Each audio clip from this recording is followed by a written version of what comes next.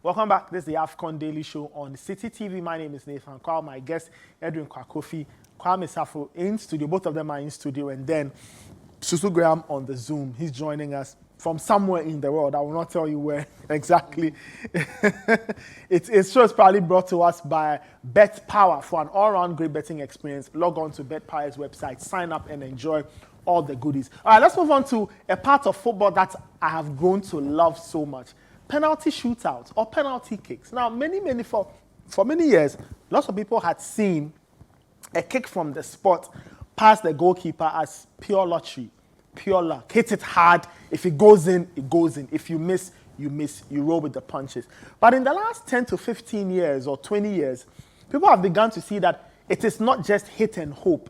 There's actually a method to everything that you can do. And you can walk into the penalty shootout armed with enough knowledge to potentially tilt the shootout in your favor. Now, the most recent AFCON shootout was that very interesting one between South Africa and Cape Verde, where Sundowns and South African goalkeeper Ronwen Williams was the star of the show.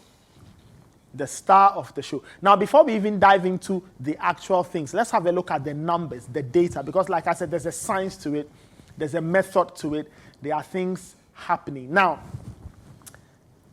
okay, now so this is really, we are just, what's the term? Extrapolating data, just looking at the World Cup. So how often is each team's penalty, this is the World Cup, but in a tournament really, how are they scored? The first penalty is scored 75% of the time.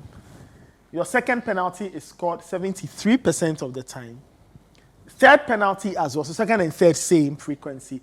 Now the numbers start to drop a bit. Your fourth penalty, and that's a huge drop from 73 to 64. And then your fifth penalty, just around the same point. And then your sixth penalty is 50%. So when you are in the domain of the sixth penalty, we are in sudden death now. If you miss, you go home. So it looks like because there's a lot of pressure, it weighs on the numbers. Now, now again, let's look at who's, like in terms of the kicks, the first and second kicks. So your first kick is scored 73% of the time. Your second kick goes up 77%. And then the flow is there. The lowest, in terms of the numbers we've seen, are kicks 11 and 12. This is deep into sudden death. Deep into sudden death. If you have to travel Nathan, far. Sorry. Nathan. Yes, Susu? Can I cut you in? So this is actually more looking at the teams. So the teams, okay. So purple is, let's say, Ghana, and then red is Ivory Coast. So the second there is the second team's first penalty. Okay, second team's first penalty. Great, thank you for that correction. So, like you said, so all purples are for one team, and then the other colors are for the other team. So, like I said, as you travel deeper into sudden death, you start to see that the numbers start to drop. Now, I can give viewers a few examples. If 1992, right, that penalty shootout between Ghana and Cote d'Ivoire ended 11-10. 11-10, which means that Ghana missed together 22 kicks were played, 21 were scored. So Ghana missed their 22nd, or Ghana missed their 22nd kick. It was Tony Bafu who missed the second time round. I can take you to AFCON 2006, right? Cote d'Ivoire, Cameroon. No, and Egypt. I think it was it Cote d'Ivoire, Egypt? Somebody. Yeah, and I think the Ivorians. No, it was Cameroon. Cameroon in the semi-final. In the semis, I think. The kicks went all the way around. I think it was Cote d'Ivoire and Cameroon. I'm not too sure. But Samuel Eto'o missed the second time he had to play his penalty. You know, so there you have it. So let's look at the conversion rates. Conversion rates there in terms of where do you have to put your penalty. Again, we are extrapolating that from the World Cup, right? But again, this can pass for your average penalty taking number. So we know extreme corners. So if the kicker's left, if you stand, the kicker's left is a very, very good place, 100%, 10 of 10. Next to that box, 8 out of 8. Next to that one, 8 out of 8. Next to that one, 4 out of 4.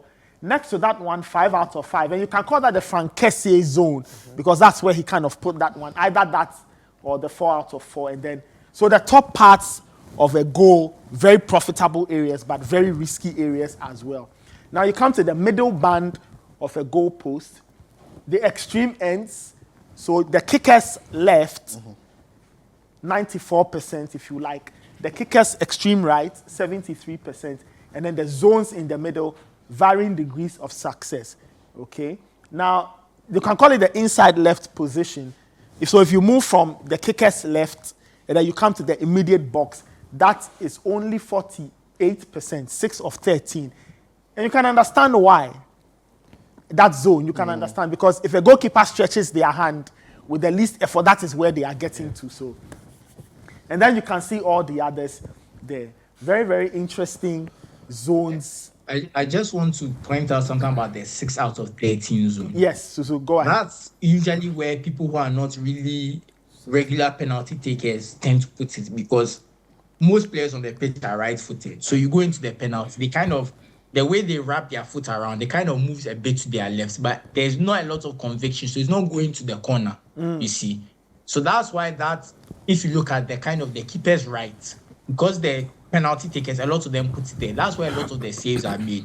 But if you notice, on the left-hand side, a more kind of convinced penalty taker, the keeper will kind of dive that way. They kind of just slot to the other side. Or is the more natural side for left-footed players who are not as common. So you can even see the numbers. If you look at the numbers, the keeper's right, there's a lot more penalties going there than the shooter's right. The shooter's left has more penalties going there than the shooter's right because of the number of right-footed players. So you can see that's usually where keepers save it. That's kind of 6 out of 13 zone. And if you even look at the Cape Verde penalties, a few were kind of in that area. They weren't so in the corner, but there were a few in that kind of area. And the keepers and Ronwen Williams was able to get to them because that's the easier side. And I think even 2008, Anelka put his penalty right in that zone, if I remember correctly.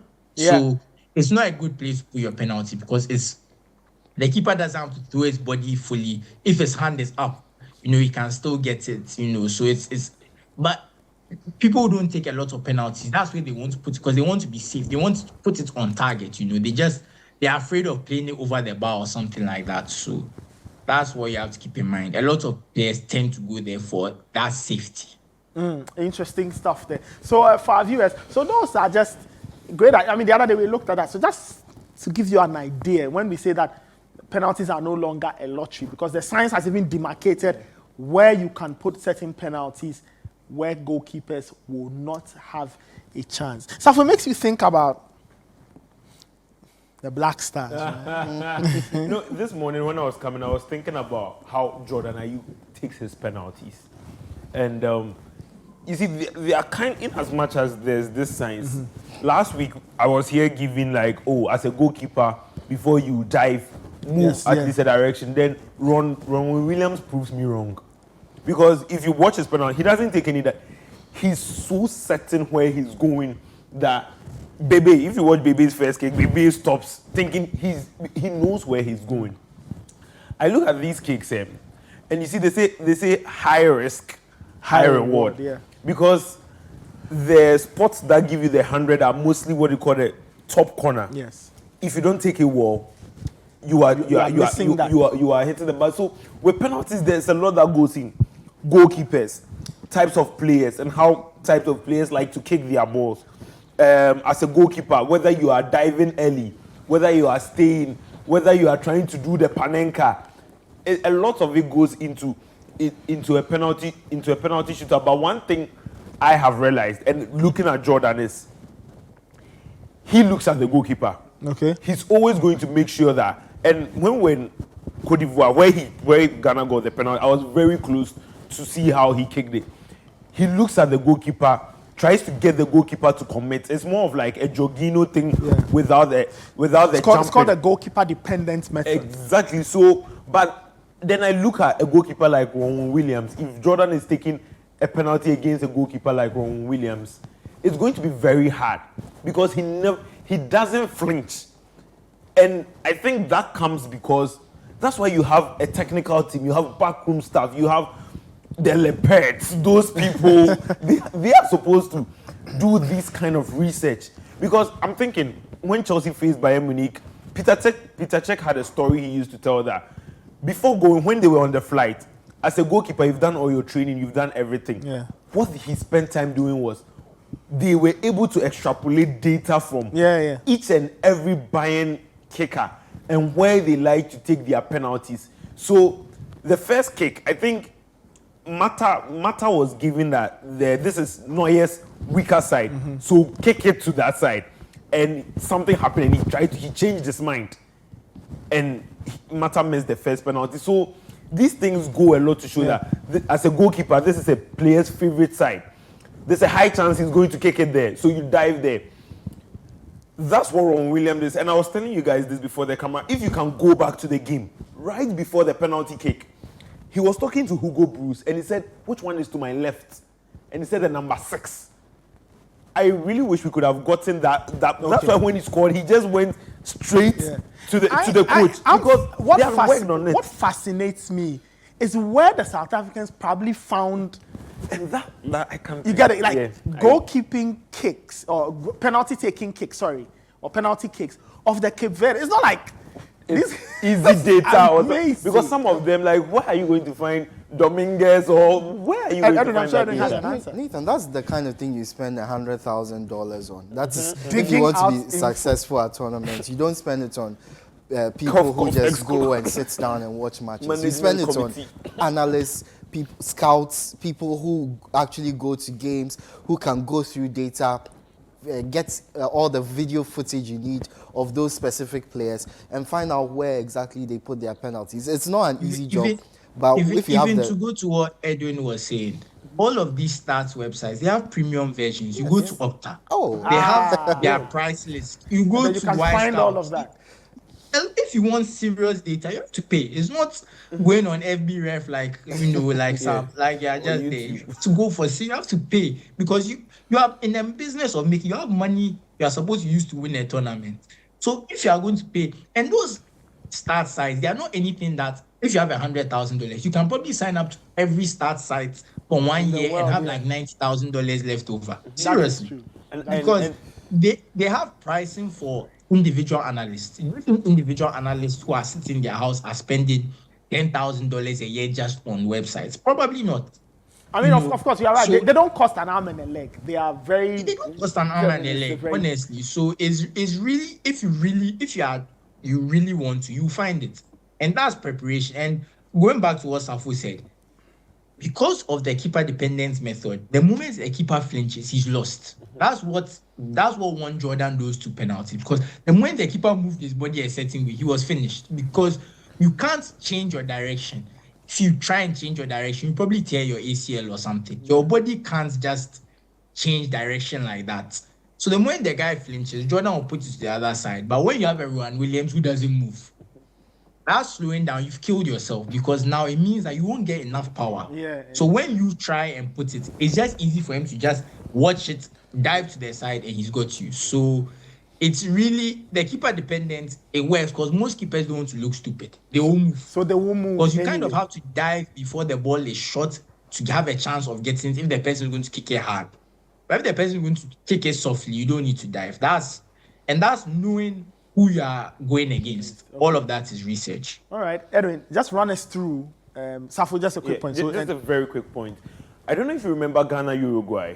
During the penalty shootout, then the Uruguay winning kick was a Panenka. And funnily enough, Panenka's every penalty. Yes, the backroom staff did a poor job. You don't need to research. The guy. Anybody who watches Abreu knows that's what he does. He does the scoop penalty. But we didn't do that research. He does it every match, every time. Honestly, the fact that we let that in is that's criminal. Anyway, it's okay. Edwin, just run us through. Some of the things you observed during the shootout. South Africa, Cape Verde. Yes, South Africa, Cape Verde. But before that, a few things to note when you are taking a penalty. Usually the team that kicks first wins the penalty. So, yes, 60% of the time. I just want to say it's kick first and scores. If you kick first and miss. Yeah, that's fine. If you kick first and miss. And one thing as well, goalkeepers who wear red usually. That's the part I was waiting for. Goalkeepers in red.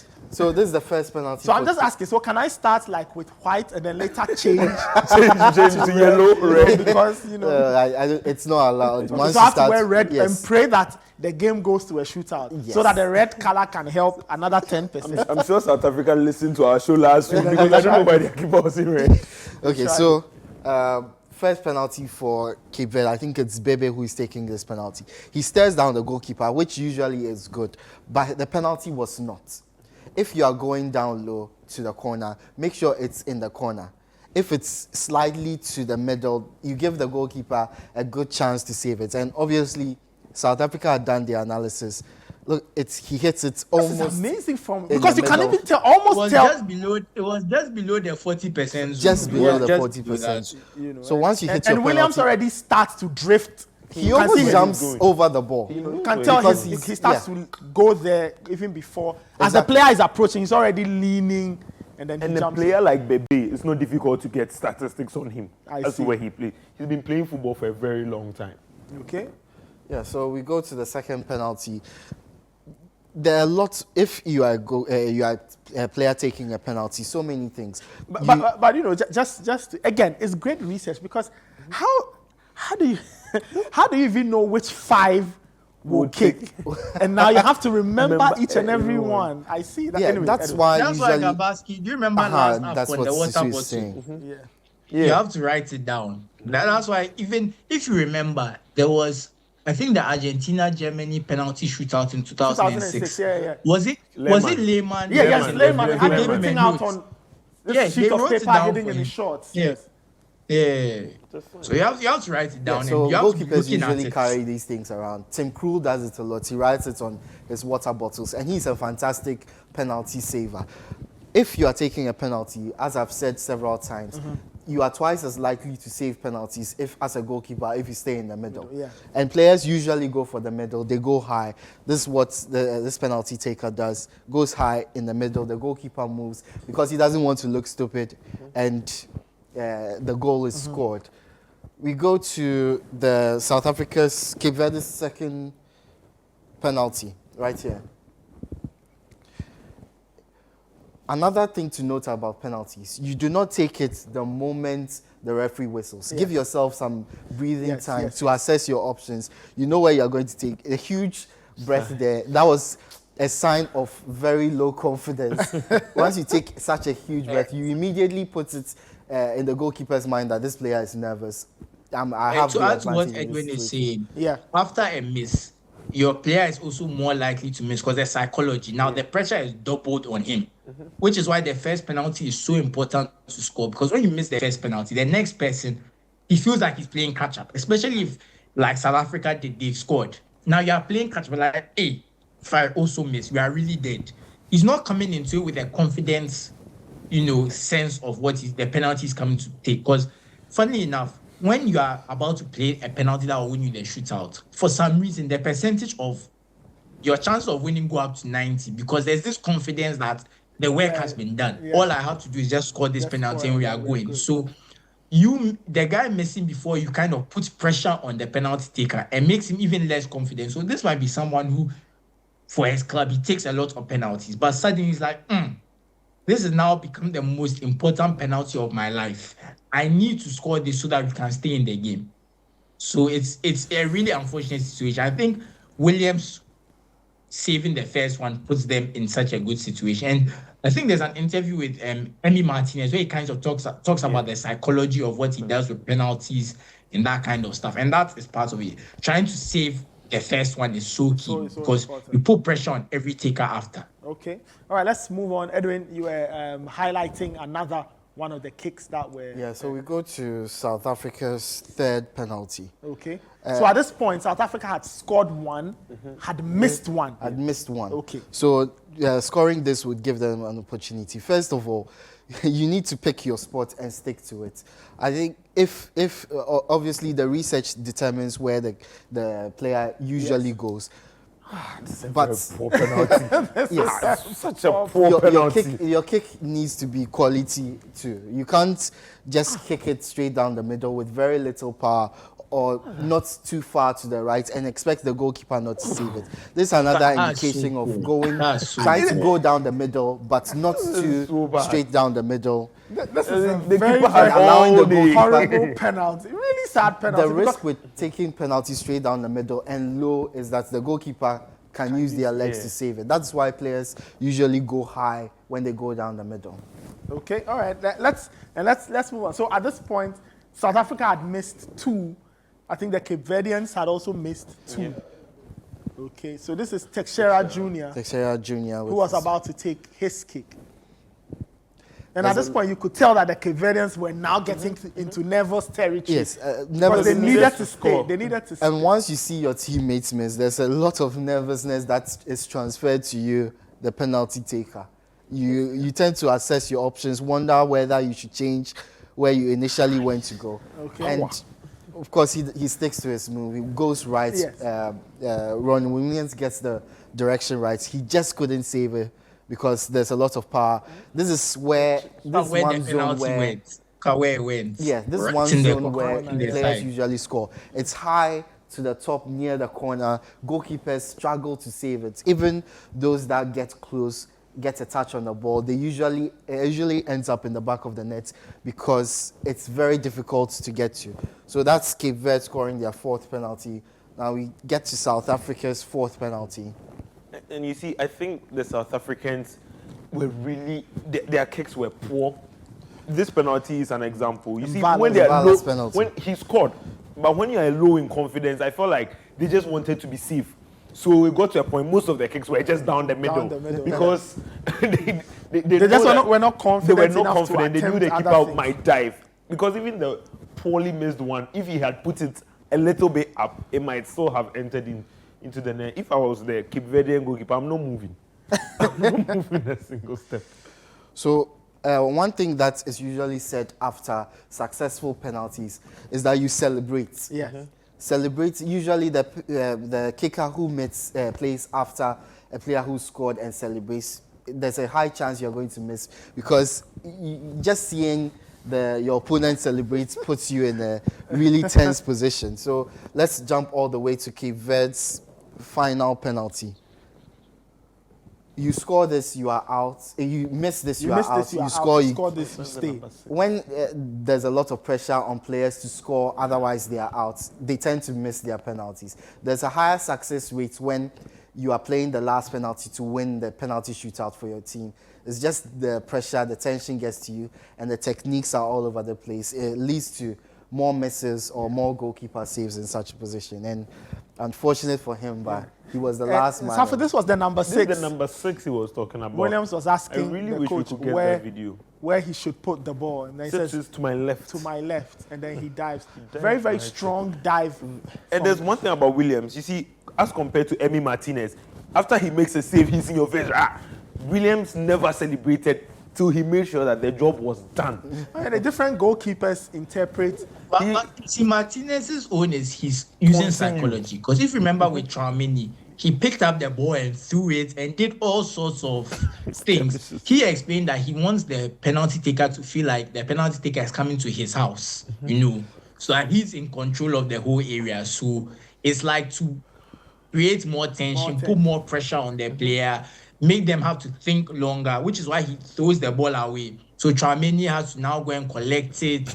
As he's walking, he's thinking all of those things. So that's his thing. He's trying to make the person less confident in what they are trying to do. And less confident means less likely to go for a corner. Okay.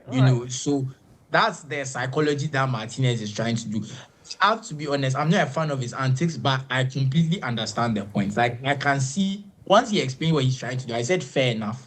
Not something I really like, but I understand what he's trying to do, and it works for him. So we have to just appreciate his genius in his own way. So we have to appreciate it. All right, for Ronwen Williams, he decides to keep it calm and cool and celebrate only when the job is done. Let's see if South Africa can survive another penalty shootout. Should they get in there when they play in the semis? Just want to say against the way they are taking their penalties, I'm afraid for them. I feel like Williams will do his job, but the penalties they themselves were taking were not very convincing. Okay, all right, Susu. Thank you so much out there. Let me thank my guest, Kwame Safo in studio, Edwin Kwakofi on the touchpad. Thank you very much for watching. My name is Nathan. Our show brought to us by Bet Power. We are back tomorrow with another exciting episode of the AFCON Daily Show where we'll zone in on the semi-finals and figure out who will make it to the final that will be played over the weekend. Enjoy the rest of your day and keep watching Citi TV.